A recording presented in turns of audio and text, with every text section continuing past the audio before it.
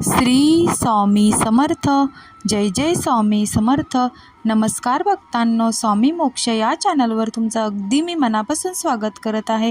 हे स्वामीराया सर्वांना चांगली बुद्धी द्या, आरोग्य द्या, ही स्वामीचरणी माझी प्रार्थना.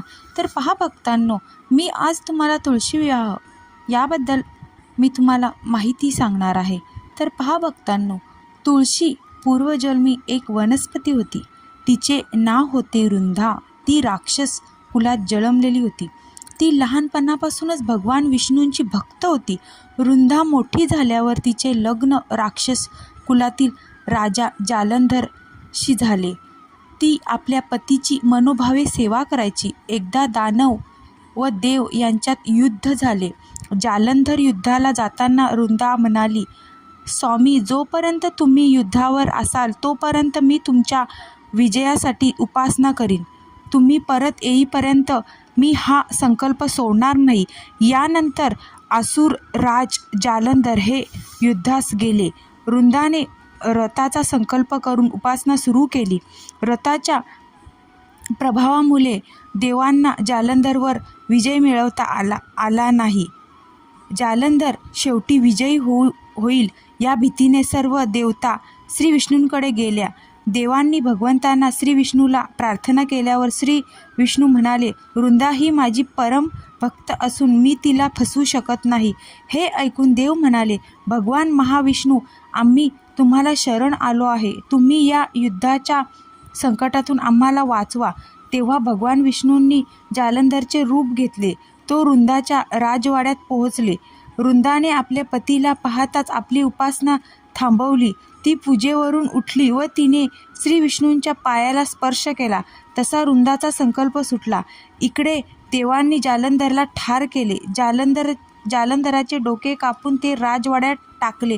तेव्हा रुंधाने पाहिले की आपल्या पतीचे डोके कापले गेलेले आहे. मग आपल्या समोर उभे असलेले हे कोण आहेत? तिला प्रश्न पडला. तिने विचारले, तुम्ही कोण आहात? ज्याला मी स्पर्श केला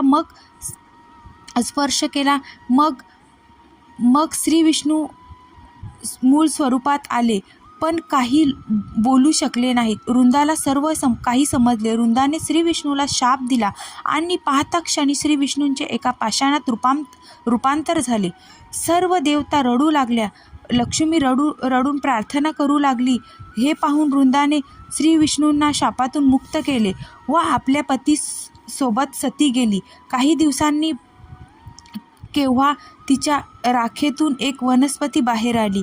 तेव्हा भगवान विष्णू म्हणाले, आजपासून या वनस्पतीचे नाव तुळशी असून माझ्या पाषाणरूपी स्वरूपाचे म्हणजेच शाळीग्रामचे तुळशीसह पूजन केले जावे.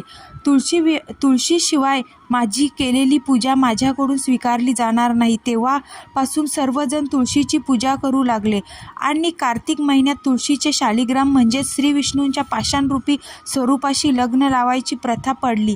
अशी ही तुळशी विवाहाची सुंदर अशी कथा होती भक्तांनो. पहा भक्तांनो, तुळशी विवाह हा आपण जिथे साजरा केला जातो तिथे जावे, कारण आपल्या आयुष्यात ज्या अडथळे येतात त्यांना ते दूर होतात.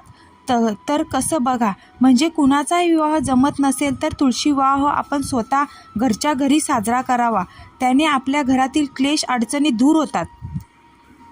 आपण स्वतः पूजा केली तर एका वर्षाच्या आत लग्न जमतं ही प्रचिती आहे. तर बघा पूजा कशी करावी. अगोदर ती जागा स्वच्छ करून त्यावर रांगोळीचा कणा भरावा.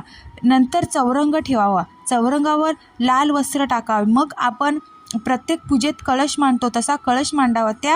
त्या कळशामध्ये म्हणजे त्या तांब्यामध्ये सुपारी, पैसा, अक्षदा, हळद कुंकू आणि फूल एक टाकावं. नंतर नागिवलीची पानं 5 अशी सारखी लावून घ्यावीत आणि मग त्या तांब्यावर मग श्रीफळ ठेवा म्हणजे नारळ ठेवावा. तांब्याला 5 बोटे अशी वरून खाली ओढून घ्यावी. हळद कुंकवाने ती ओढून घ्यावी आणि समोरच्या बाजूनी स्वस्तिक काढून घ्यावे. नंतर तिथे कळस ठेवावा म्हणजे कुठे जिथे आपण चौरंगावर कळस तिथे ठेवावा. तिथे अक्षदा आणि हळद कुंकू ठेवून त्यावर तो कळस ठेवावा. मग बघा तुळशीचे छोटे वृंदावन घ्यावे. म्हणजे जर ते वृंदावन नसेल तर एखाद्या कुंडीमध्ये आपण ते लावून घेऊन ते पूजेमध्ये स्थापन करून घ्यावे. मग तुळशीला लाल वस्त्रे, लाल कपडा असा अर्पण वर तुळशीच्या म्हणजे जे असं वर रोप त्याच्यावर ते तुळशीच्या रोपावर लाल कपडा किंवा आपण त्याला साडीही त्या म्हणजे त्या तुळशी वृंदावनला आपण नेसू शकतो. म्हणजे जसं आपल्याला सजवायचे तसं आपण सजवून घ्यावं. काही जण साडी घालतात. तुळशीचं लग्न हे बाळकृष्णाशी लावावं, नाही तर शालिग्राम देव आहेत श्री विष्णू स्वरूप त्यांच्याशी लावावं. तसेच प्रत्येक शुभ कार्यामध्ये गणपती बाप्पा लागतो, त्याची स्थापना करावी. त्यांच्या साईडला बाळकृष्ण ठेवावेत, म्हणजे त्यांचीही आपण स्थापना करून घे. या दिवशी चिंच, आवळा यांचा नैवेद्य दाखवावा. तसेच गूळ, खोबरे यांचा नैवेद्य दाखवून घ्यावा. आपल्याकडे दिवाळीसाठी जो फराळ असतोच तो आपण फराळ एका प्लेटमध्ये ठेवावा. तसेच ओटी भरून घ्यावी तुळशी मातेची. अगोदर गणपती बाप्पाचा अभिषेक करून घ्यावा. त्यावेळी ओम गण गणपते नमः हा मंत्र 11 वेळा म्हणून अभिषेक करून त्यांची गणपती बाप्पा यांची स्थापना करून घ्यावी. तसेच बाळकृष्णालाही अभिषेक करून त्यांची त्यांना चांगलंसं सजून कपडे घालून त्यांना मस्त त्यांचे अलंकार घालून त्यांना सजून त्यांची स्थापना करून घ्यावी. मग मस्त त्यांना सजवावे. बाळकृष्णाचं तोंड हे केव्हाही पश्चिमेकडे असावे, म्हणजे जेव्हा पूजा मांडतो तेव्हा पश्चिमेकडे असावे. बाळकृष्णाला आणि तुळशीला चढती हळद लावून घ्यावी. चढती म्हणजे खालून वर हळद पाण्यामध्ये थोडीशी ओळी करून ती खालून वर अशी चढती हळद लावून घ्यावी. हळद लावून झाली की आपल्याला मंगलाष्टके म्हणून घ्यायची. मंगलाष्टके आपल्याला गुगलवर सर्च करावीत आणि मग तिथे ती मिळून जातात.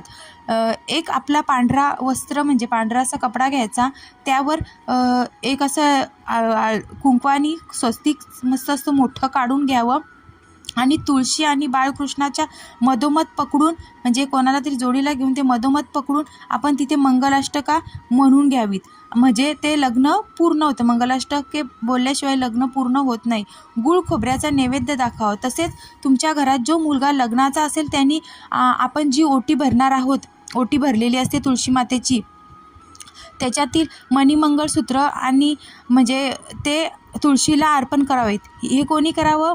मुलगा जो लग्नाचा आहे त्यांनी तुळशी मातेला मंगळसूत्र घालावेत आणि तिला छानपैकी असं म्हणजे तिला हळदी कुंकू लावून तिला सजून घ्यावं. तसेच जर मुलगी असेल तर तिने बाळकृष्णांना हार घालावा. लग्न लवकर जमावेत म्हणून ही सेवा प्रभावी ठरेल. त्या मुलामुलींसाठी फक्त मनोभावे करावी. ते सेवा करत तसेच ही सेवा मनोभावे करावी. तसेच पूजा पूर्ण झाली की तुळशी मातेची आरती म्हणून घ्यावी. तर पहा भक्तांनो, तुम्हाला माझा हा व्हिडिओ कसा वाटला तर स्वामी मोक्ष या चॅनलला लाईक करा, सबस्क्राईब करा आणि कमेंट बॉक्समध्ये श्री स्वामी समर्थ लिहायला विसरू नका. श्री स्वामी समर्थ. जय जय स्वामी समर्थ.